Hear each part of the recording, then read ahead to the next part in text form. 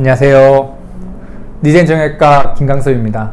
오늘 설명해 드릴 내용은 이제 수술 후 관리, 재활에 관한 간단한 개요가 되겠습니다. 모든 수술은 다 기본적으로 동일한데요. 실밥은 사실 본드 제제도 있고 스테이플, 우리 호치게스라고 하는 거죠. 실로 꿰매는 방법도 있죠.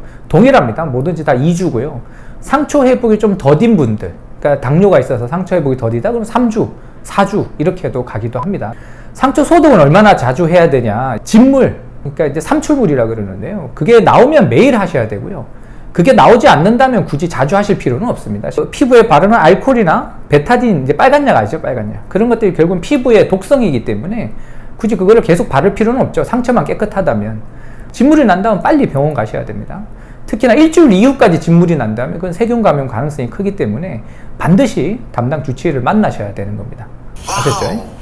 네, 꼭 명심하시기 바랍니다. 수술하는데 그 주에 이제 이렇게 수포가 이렇게 군데군데 생겼어요. 가장 흔한 경우는 이제 테이프 알러지. 그러면 테이프가 알러지 때문에 피부가 뜹니다. 그래서 이제 수포가 생기는 경우가 1번이고요. 두 번째는 이제 부기가 너무 세져서, 그러니까 막 붓다가 물이 갈 데가 없으니까 피부를 뚫고 나오는 겁니다. 그게 우리가 수포죠. 그래서 이 둘 중에 뭐냐가 되게 감별이 중요한 겁니다. 집에서 제거하시면 절대 안 됩니다. 이 수포는 세균한테 아주 좋은 먹입니다. 근데 그거를 소독 안 한 바늘이나 뭐 가위 이런 걸로 톡 자르면 세균이 딱 달라붙습니다. 그때부터 재앙이 시작되는 거라고 보시면 됩니다. 그래서 가능하면 담당 주치의를 꼭 만나시기를 권해드리도록 하겠습니다. 샤워, 목욕에 대해서 또 많이들 여쭤보시죠. 사실 물이 살짝 닿는 것은 문제가 되지는 않습니다. 단 상처가 다 아물기 전에 물에 오래 노출을 시키면 상처가 벌어집니다. 그러면 세균이 들어갈 수가 있죠. 상처에 진물이 더 이상 나지 않는다? 그러면 살짝 씻는 것은 허용이 됩니다. 진물이 나지 않으니까 피부가 다친 거라고 보고, 대신 목욕탕은 언제부터 되냐? 3주 이후. 수술 후 최소 3주 이후부터 가능하다고 보시면 맞습니다. 단 그때도 피부가 진물이 난다면 절대 금지입니다. 어떤 느낌인지 아시죠? 피부가 벌어지면 샤워나 목욕탕은 금지입니다. 진물이 난다면. 이거는 약간 논란이 있을 수 있지만 환자분들 위생이 더 중요합니다. 그래서 저희는 거품을 살짝 내서 씻는 걸 차라리 권해드리고 있습니다. 대신 소독은 바로 하셔야 됩니다. 보조기 착용, 어깨 같은 경우는 반드시 차셔야 되는 게 맞고요. 근데 무릎은 이제 의학적으로는 사실 되게 많은 이슈가 있습니다. 꼭 안 차도 된다는 이야기가 많습니다. 그럼 왜 해야 되느냐? 수술하고 나면 상처가 관절 안에 남게 되고 피가 계속 나게 되죠. 근데 그거를 무분별하게 사용하면 피가 계속 납니다. 또 염증이 생기죠. 무릎이 붓겠죠. 그 과정을 막으려고 그러는 겁니다. 그게 짧아질수록 회복은 빠르기 때문에 저희가 어쩔 수 없이 보조기를 채우는 겁니다. 그는 환자의 장기적인 삶의 질 퀄리티를 위해서 채우는 거라고 보는 게 더 맞고요. 보조기는 꼭 수술한 것뿐만 아니고 수술 이후에 그 재활이나 환자의 안녕을 위해서 차시는 게 맞고요. 기간은 보통 6주입니다. 6주. 그 이외에 특별한 경우가 아니라면 그 이상은 차는 경우는 드물게 되고요. 얼마나 걸어도 되냐? 등산 가도 되냐? 계단 언제부터 갈 수 있냐? 제거하는 수술과 재건, 다시 만드는 수술은 완전히 다른데요. 바늘 사용물 절제술, 그냥 아니면 연골이 이제 버프풀 일어난 거를 제거하는 거는 3주가 지나면 모든 보조기 떼고, 목발 띄고 걸을 수 있습니다. 조깅 살짝 가능합니다. 단지 관절염이 빨리 옵니다. 재건을 할 경우는 일상으로의 복귀는 6주, 3개월이 되면 조깅, 6개월이 지나면 스포츠 활동이 가능합니다. 스포츠 활동이라면 달리기를 이야기하는 겁니다. 점프는 좀 다릅니다. 점프는 한 1년 정도 지나야 원활히 할 수 있습니다. 왜냐하면 연골이 만들어지거나 십자인대를 우리가 이식을 해놓으면 1년은 지나야 단단해집니다. 그전에는 힘이 빠집니다. 하지만 재건을 하신 분은 거기까지는 못 갑니다. 그래서 가능하면 재건을 하시는 게 맞고요. 특히나 70대 이하라면 적극적으로 고민을 해보셔야 됩니다. 그거는 할 수 있는 경우 못하는 경우가 있기 때문에 주치의와 꼭 상담을 하셔서 하셔야 됩니다. 아셨죠? 집에서 이제 냉찜질만 계속 하시죠. 그죠? 수술 후에 이제 찜질, 집에서 할 수 있는 물리치료 요법이죠. 수술 후에 냉찜질을 하는 경우는 첫 번째는 이제 염증을 완화시켜주는 게 1번입니다. 열을 자꾸 줄여주고 혈관을 수축시켜서 그쪽에서 새어날 수 있는 삼출물이나 염증을 올 수 있는 기회를 줄이는 거죠. 두 번째는 통증을 줄여줍니다. 이제 모든 찜질, 따뜻한 거든 차가운 거든. 기본적으로 보면 따뜻한 거, 차가운 거는 어떻게 되느냐? 수술하고 일주일간은 무조건 차가운 게 맞습니다. 피부에 문제가 없다면 차가운 게 맞고, 그 이후에는 편안한 걸 하시면 됩니다.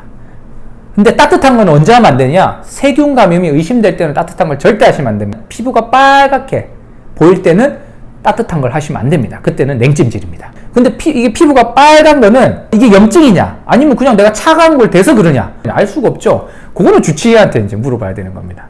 그냥 일반적인 세균 감염 때문이다? 냉찜질. 온찜질은 언제부터 하면 안전하냐? 보통 6주 이후부터는 온찜질을 하시면 큰 문제 없이 안전하게 쓰실 수 있습니다.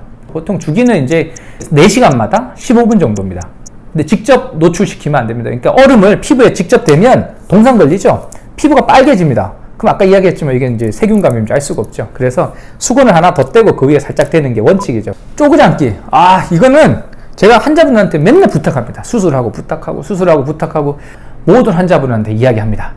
쪼그리 앉기를 젊을 때는 해도 일어나는데 문제가 없습니다. 우리가 이제 40대 초중반만 지나도 앉았다 일어날 때 무릎에서 드드득 소리가 나고 이제 일어나면서 무릎에 부담감이 느껴지죠. 그런 분들은 절대 쪼그리 앉으시면 안 되고요. 쪼그리 앉지 않으면 훨씬 오래 쓸 수 있습니다. 우리나라 문화라서 어쩔 수가 없다면 바닥에 앉으실 때는 가능한 무릎 펴고 앉으시고 책상 다리는 금지하시고요. 책상 다리는 바늘상 연골, 특히 안쪽에 있는 바늘상 연골을 이렇게 으깨버립니다. 좋지 않은 자세이기 때문에 무릎을 펴고 앉으시는 게 좋다고 할 수 있습니다. 수술로 무릎 붓기. 수술하고 무릎이 붓는데 괜찮아요? 무릎이 붓지 않으면 낫지 않는 겁니다. 라고 말씀드립니다. 그 붓기는 언제 빠지냐면 치료가 끝나야 붓기가 다 빠집니다. 그러니까 어느 정도 붓기는 정상적인 거고 6개월간은 계속 치료가 되기 때문에 1년간 어느 정도 붓기가 있을 수도 있는 거죠. 많이 부풀면 그 문제가 되는 겁니다. 이제 무릎 앞에 그 슬개골 있죠. 슬개골. 무릎뼈 아시죠? 이렇게 동그라미. 얘가 보이면 괜찮습니다. 그런데 얘가 안 보일 정도로 주위에 이렇게 도톰하게 부으면 그건 문제가 있는 겁니다. 아셨죠? 슬개골이 정확히 보이면서 살짝 이렇게 이쁘게 붓는 거는 괜찮습니다. 살찐 거와는 또 다르죠. 왜냐하면 살찐 사람도 슬개골 양옆은 비어 있습니다. 거기는 지방이 없거든요. 거기까지 부으면 문제가 있는 겁니다. 아픈 이유는 첫 번째 부어서 너무 빵빵하게 부으면 그 압력 때문에 아픈 게 1번. 그리고 두 번째 낫는다고. 무릎 안에도 수술하고 나니까 상처가 있거든요. 그러니까 그것 때문에 아프죠. 걸을 때 무릎 굽히면 그 부위가 닿으니까 좀 아프다 이렇게 느끼는 거라고 보시면 맞고요. 간헐적으로 이제 연골을 재생시키거나 이런 뼈에다 구멍을 뚫습니다. 그러면 좀 더 아프고 이제 인공관절하고 아픈 경우도 있죠.